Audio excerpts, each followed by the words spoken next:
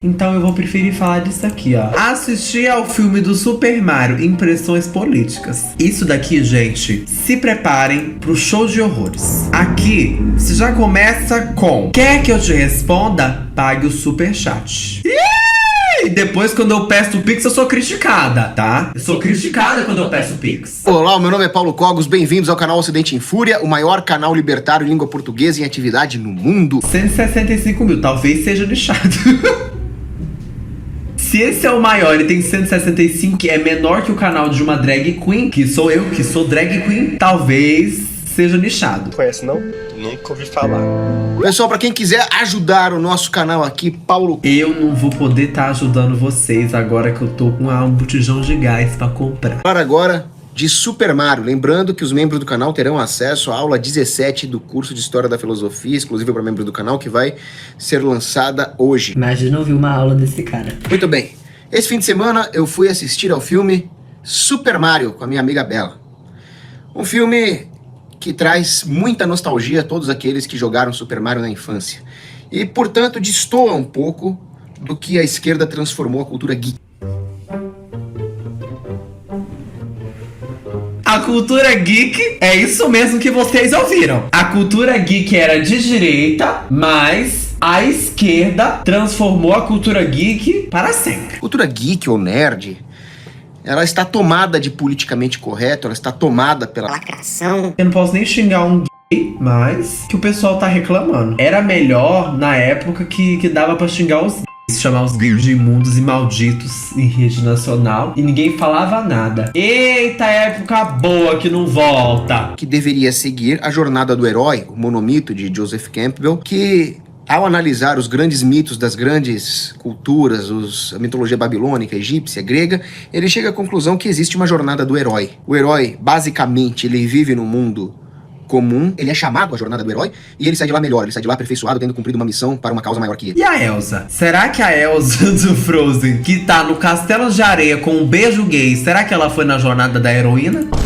Com uma finalidade maior do que a existência do próprio herói, existe o contrário, a redução do herói é uma agenda lacradora, onde ele tenta ficar autoafirmando as suas próprias crises de identidade. Houve uma completa inversão da jornada do herói, que você vê aí na Marvel, no DC Comics, e sempre é uma coisa revolucionária, sempre é uma instigação de um conflito entre gerações, de forma que os jovens que consomem a cultura geek e nerd hoje acabam brigando com a tradição dos seus pais. Meu Deus. Do que esse homem tá falando, por incrível que pareça, é de Super Mario. Vou te falar, não parece. É porque ele vai longe, ele vai... Mulher, ele vai... Nossa, ele viaja a quilômetros de distância. Mas é de Super Mario. O Super Mario é bem o contrário. Ele junta pais e filhos, as crianças que vão ver esse filme, porque é um desenho infantil, e ao mesmo tempo trazendo a nostalgia de quem jogava videogame ali na década de 80, na década de 90, que hoje tá com filhos pequenos. Então o Super Mario acabou sendo um filme que trouxe as gerações, aproximaram pais e filhos, aproximaram as gerações. E quem não tem pai? Não pode ver o filme? É proibido? Eu vou ver no 1.5 que eu também não mereço essa tortura, não. É uma obra tradicionalista. É uma obra, inclusive, com várias referências. Super Mario é uma obra tradicionalista. Eu perco tudo no Impressões Políticas de Super Mario. Procurou não quebrar o enredo do Super Mario. Eles começaram mostrando a história do Super Mario como um homem comum, ele e o irmão, o Mario e o Luigi, que eram encanadores, que viviam no Brooklyn, em Nova York, tentando empreender e muitas vezes fracassando. Depois eles entram na aventura, nesse chamado da jornada do herói. Ele brisa tanto que ele não olha nem pra câmera. Passam por muitos desafios e obtêm sucesso e voltam pro seu bairro original, pra sua família, dessa vez como heróis, obedecendo bem ali o monumento do Joseph Campbell. Então você vê como é uma obra tradicionalista nesse ponto. Algumas pessoas falam que tem a lacração da princesa Peach ser uma guerreira, quase que uma Mary Sue ali no filme, uma personagem feminina que consegue fazer tudo, é quase perfeita. A lacração de uma mulher poder se defender e quase perfeita. Ela só não foi mais perfeita porque ela teve falas. Porque a mulher perfeita, ela tem que se calar. A mulher perfeita, ela tem que ser bem, ó, Silenciosa. Pretendia fazer 1 minuto de silêncio, mas só temos 57 segundos. Tá, houve um certo componente lacrador feminista? Houve um certo, né? Uma certa lacração feminista. Porque deram um mínimo de personalidade pra ela, né? Personagem é boa mesmo, tem que ter nenhuma fala, não tem que ter personalidade, não tem que ter nada, não tem que ter nada. Houve, de leve. E que também não destoou muito da história dos jogos, porque se você jogar Super Mario 2, que é das antigas já, você vai ver que a Peach era uma personagem jogável e com vários poderes. Então não é uma coisa totalmente revolucionária que aconteceu ali. E temos que considerar o seguinte, mesmo tendo algum componente feminista, considerando o que estão fazendo com O que é uma merda. Tem componente feminista, um lixo. outras obras, considerando que outros enredos, outros universos dentro do mundo geek tá cheio de coisas antinaturais. Insulto esse vídeo, o Mario não tem paz.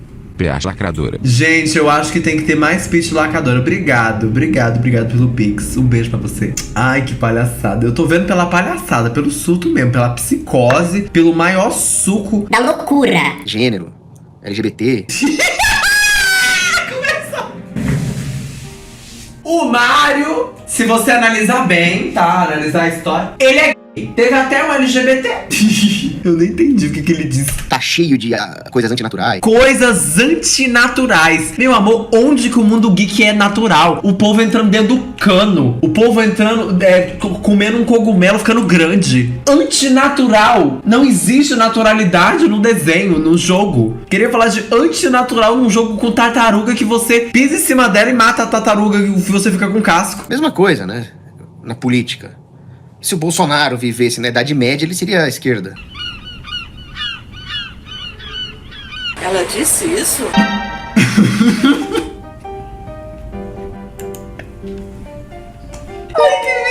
Estreando 7. Ismael, me ajuda a entender o que ela tá falando. Tô perdendo muito neurônios tentando entender. Amiga, o negócio é: fuma uma pedra de crack, ó.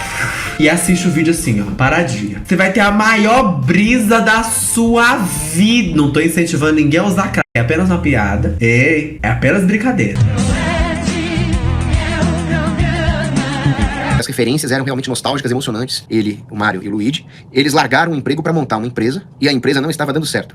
Os dois trabalhavam como encanadores, mas eles não tinham muitos clientes e quando tinham, eles se atrapalhavam, algum imprevisto acontecia. Eles eram excelentes encanadores, mas eram azarados. Então, ele é arrastado por um encanamento que tem uma conexão com uma outra dimensão, com uma outra galáxia, até o mundo onde existe o reino dos cogumelos. É um reino com vários cogumelinhos, que são os Toads, e que é governado por uma princesa, que é a princesa Peach. E ele tava querendo falar de ser antinatural. Já tem 5 minutos que ele falou sobre isso, tá? E existem outros reinos, tem o reino dos pinguins, tem o reino do Donkey Kong, então você vê que são várias monarquias ali.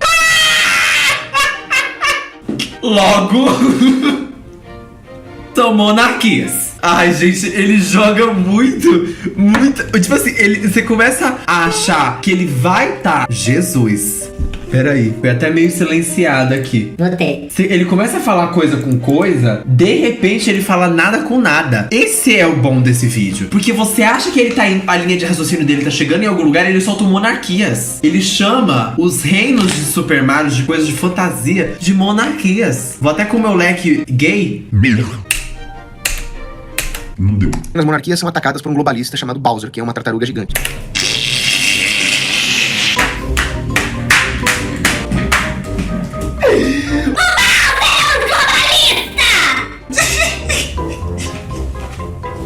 O Bowser é um globalista, porque ele acredita que a terra dos cogumelos ela é redonda. E não vamos deixar, gente, esse globalista nos atacar, porque a terra é plana, tal qual a pizza do Domino's. Não se pode acreditar na ciência, tem que se acreditar nele. No Paulo Cogos, ele que é a sabedoria, ele que tem todos os estudos que é necessário, não passarão. E ele vem com uma nave gigantesca, feia, suja, com exércitos de tartaruga pra destruir as pequenas monarquias. E quando o Mario chega nesse mundo, ele recebe a mentoria do Toad. Então, no mito do Joseph Campbell, o herói, quando chega no mundo da aventura dele, ele recebe uma mentoria. O mentor era o Toad. O Toad apresentou como é que aquele mundo funcionava. E mais tarde, a própria princesa Peach serve de mentora. Ensina ele como combater, como pular, como desviar dos obstáculos. E o que é um absurdo. Uma mulherzinha querendo ensinar o herói do conto do herói gregoriano. Ah, não. E lá pras tantas, durante o filme, agora lembrando que vai ter spoilers. Muito bem, pra quem não viu o filme do Super Mario, tome cuidado daqui pra frente, porque vai ter spoiler, certo? Aviso de spoiler. Então lá pras tantas, no meio da aventura, o Mario acaba sendo engolido junto com o Donkey Kong por uma moreia gigante. Eu achei essa referência maravilhosa dentro do filme. Porque Não tinha isso no jogo. No jogo realmente existem monstros marinhos, mas eu não me lembro de nenhuma passagem nos jogos do Super Mario onde ele era engolido por uma moreia gigante. E a barriga da moreia, ou melhor, a barriga da baleia, é um dos capítulos da jornada do herói do Joseph Campbell. Meu Deus, ele vai falar de Jonas da Bíblia? Ele vai falar que o Mario ter sido engolido por um monstro marinho é uma referência ao Jonas? Ele vai falar. E a barriga da baleia é uma referência bíblica. Jonas foi chamado por Deus para pregar ao povo de Nínive. Tal qual o Super Mario também foi chamado por Deus. Alertando para o risco do pecado e para a punição, para a cólera divina. E Jonas tem aquela resistência de cumprir a sua missão, que também é uma das etapas da jornada do herói, até que ele é engolido por uma baleia. Jonas na barriga da baleia. A barriga da baleia representa a conversão cristã, representa a morte do homem antigo e o nascimento de um homem novo, capaz de cumprir essa missão. Ali, o Mario e o Donkey Kong colocam na cabeça que eles têm a missão a cumprir, que eles não são piada, e se aliam definitivamente. E essa é uma... Ah, mas você com todo respeito, Ocidente em Fúria com Paulo Cogos. Pode ser que o Mario não seja uma piada, mas você você é bem soltado. Você tem umas coisas que... Mas tá tudo bem a gente ser uma piada. Eu também sou. Tá, supostamente, né, você é uma piada. Fazer o quê? Eu sou engraçado. Aí eu faço piadas. Eu sou uma piada? Talvez. Talvez eu seja. Depois ele passa pela jornada das provações, que é uma outra etapa. Então, da mesma forma que Perseu recebe de Atena o escudo para enfrentar a Medusa, o Mario recebe da princesa Peach os cogumelos que dão pra ele força, tamanho, capacidade de jogar fogo pela mão, que é aquela florzinha. Tem uma hora que a única maneira de salvar o próprio bairro onde ele vivia era consumindo a estrela que lhe dava superpoderes acima até dos cogumelos. Ele aceita a missão, ele consome a estrela, ele e o Luigi, e aí eles encaram o Bowser e conseguem derrotar o Bowser e submetê-lo com um cogumelo que faz ele ficar pequenininho. E os últimos estágios da jornada do herói, que seria o retorno pra casa, não ficaram muito bem definidos nessa trama, porque vai ter uma... Seria muito bom ter filmado um negócio agora. Eu teria brisado tranquila. Só que eu não uso droga, aí que é meu problema. Mostrando que provavelmente numa sequência desse filme vai aparecer o Yoshi, vai aparecer a princesa Rosalinda, que é a mãe daquele bichinho lá. Sabe aquela estrelinha que fica falando coisas? Provavelmente vai aparecer também. Bom, basicamente essa é a história. Mas nós vemos aqui alguns componentes extremamente diretistas no filme.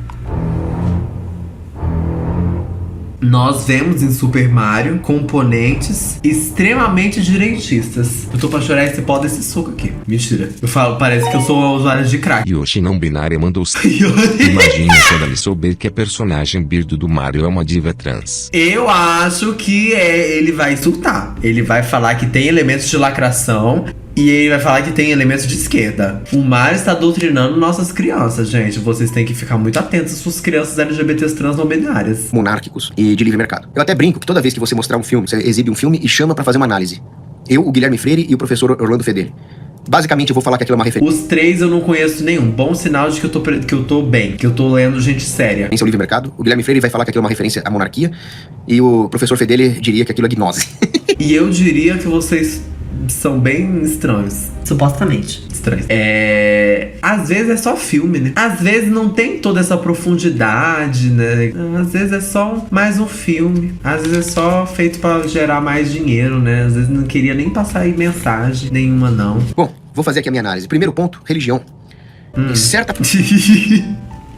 Primeiro ponto, que não pode faltar no Mario Bros. Ele era católico. O Mario estava chorando triste no quarto dele, dizendo que ninguém leva ele a sério, quando existe uma enchente na cidade, que é quando ele vai tentar consertar e cai nos tubos mágicos.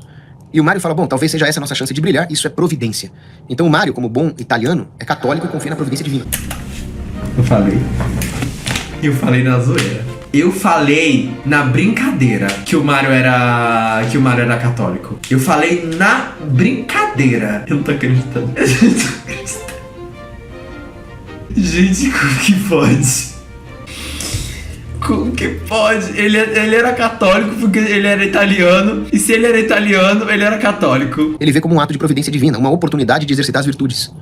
Essa é uma visão bem católica que o Mario tem. Ele preza muito a família, você vê aquele arquétipo. Ele tem uma visão bem católica de querer consertar os canos. É bem católico isso. Só existem encanadores católicos, nenhum é agnóstico. Que o Mario destoa um pouco, por exemplo, do arquétipo do Cavaleiro da Távola Redonda, que vai salvar a princesa. Um dos Cavaleiros da Távola Redonda, o Bors, ele tem um irmão capturado em batalha e ele vê uma donzela virgem sendo raptada por um estuprador. O Cavaleiro Bors escolhe salvar a virgindade da donzela. Ah, no fundo ele só queria comer a buceta dela, não tem muita virtude não. É porque o irmão, deixa pra lá, buceta não tem toda hora. Como bom italiano, ele colocou a família em primeiro lugar. Eu achei isso bem interessante e ressalta bem essa característica italiana da família, né? Lá, Cosa Nostra. Isso de querer ajudar o irmão é bem italiano. Os gregos mesmo odeiam os irmãos, eles matariam os próprios irmãos. O Bowser, por sua vez, ele é um pagão, porque ele tentou forçar a Peach a casar com ele. O Bowser é um pagão. Ele não é uma tartaruga alienígena. Não é. Ó, sinto lhe dizer, mas não é. É um pagão. E ainda por cima, ele queria fazer sacrifícios pagãos durante o ritual de casamento dele. Então nós temos uma batalha entre o cristão Mario e o cristão Luigi contra o pagão Bowser.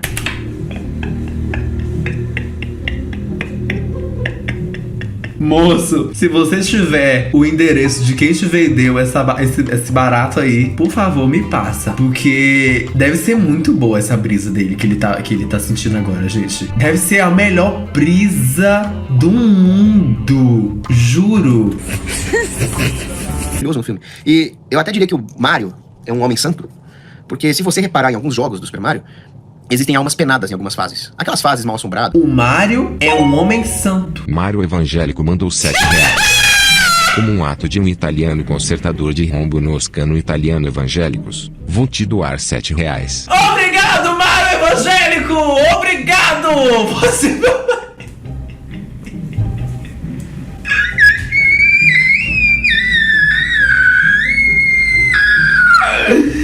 Ai, que... Ai, valeu. Valeu minha noite, juro. Muito bom, muito bom, muito bom, muito bom. Meu Deus, genial. Um beijo pra você, Mário Evangélico. Um beijo. Quando o Mario tá de costas, o fantasma vem pra cima dele. Mas quando ele olha pro fantasma, o fantasma para. Então o Mario deve ter algum tipo de santidade ali. Porque as almas penadas, eu não sei se elas são almas condenadas, elas ficam com medo do Mario. Outro componente interessante que tem no filme é o capitalismo. Que? Mano, é um filme de desenho. Tem cano mágico, cano interdimensional. Que capitalismo, mano? Descansa. Pra começar, Mario era um capitalista. Tem muita gente que não sabe dessa história, mas... Pra começar, só pra começar, o Mario era um capitalista. Pra começar. Não me deixa terminar! O nome original do Mario era Jumpman, o homem que pula. E eles alugaram um armazém de um empresário chamado Mario Segale. E quando o presidente da Nintendo, acho que era Furukawa, foi fazer uma vistoria nesses armazéns, ele tava com os aluguéis atrasados, e o Mario, que era o dono do armazém, que era um italiano baixinho, bigodudo, enfesado, com um suspensório, chegou gritando palavrões em italiano, ou em inglês com sotaque italiano carregado. Ele sabe até o idioma. Ele achou aquilo muito pitoresco, aquele italiano enfesado, achou parecido com o personagem Jumpman e rebatizou o personagem pra Mario. Então o Mario era um capitalista empreendedor, dono de armazém. Quem sou eu pra contradizer, né? A grande sabedoria do Paulo Coelho. Então, muito bem. O homem real que inspirou o Mario era um capitalista. O Mario também é um capitalista. Pensa bem. Olha aqui. O Mario, ele era um funcionário do Spike que resolveu sair do emprego para abrir a própria empresa, um empreendedor. E o filme mostra a dificuldade que é abrir a própria empresa, mesmo num país um pouco mais livre que o Brasil, que é os Estados Unidos. Então eles mostram ali a via crucis que o empreendedor passa. Eu achei bem capitalista. E quando você chega... Eu achei capitalista. Eu achei. Você vê que o Mushroom Kingdom, o reino dos cogumelos, é um reino capitalista.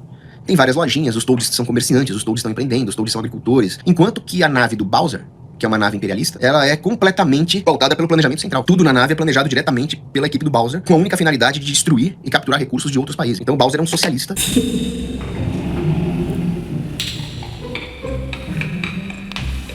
O Bowser é um pagão, um socialista. E que fique claro, pra ninguém ter botado defeito, gente, chega. Não, depois do Bowser é um socialista. Não, chega. É muita brisa. Se você não tá sob efeitos de drogas, é muito difícil você ver o vídeo. Eu sei.